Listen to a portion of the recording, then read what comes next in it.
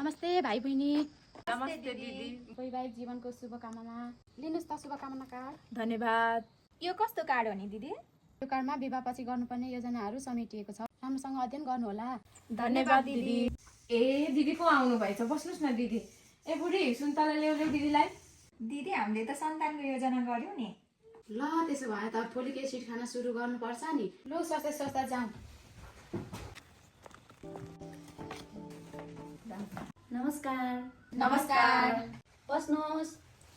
हजुरहरू के कति कामले आउनुभयो नि? सिस्टर हामी चाहिँ सन्तानको योजनामा छौँ, के कस्तो गर्दा ठिक होला? एकदमै सही समयमा आउनुभयो। यसको लागि फोलिक एसिड सेवन गर्नुपर्छ ल। फोलिक एसिड भनेको चाहिँ के हो नि सिस्टर? फोलिक एसिड भनेको भिटामिन बी मध्येको भिटामिन B9 हो। अनि यसको फाइदाहरू चाहिँ के छन् त सिस्टर? राम्रो प्रश्न सोध्नुभयो।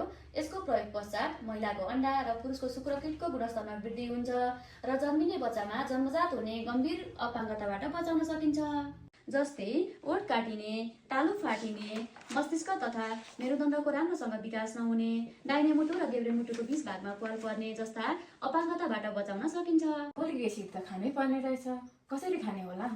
हजुर राम्रो कुरा राख्नुभयो। यो सन्तानको योजनामा रहनुभएका दम्पतिहरूले 3 महिना अगाडिदेखि सुरु गर्नुपर्ने हुन्छ। प्रत्येक दिन एक चकी दुधले र महिला गर्भवती भइसकेपछि गर्भको पहिलो 3 महिनासम्म खानुपर्छ र पुरुषले खानु पर्दैन। यो त राम्रो कुरा रहेछ नि सिस्टर, कहाँ पाइन्छ होला?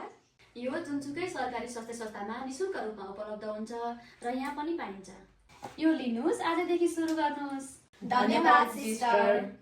ल कस्तो स्वस्थ र क्युट छोरी जन्माउनु भयो, बधाई छ हजुरहरूलाई। फोलिक एसिड खाऊ, स्वस्थ र सुखी परिवार बनाऊ।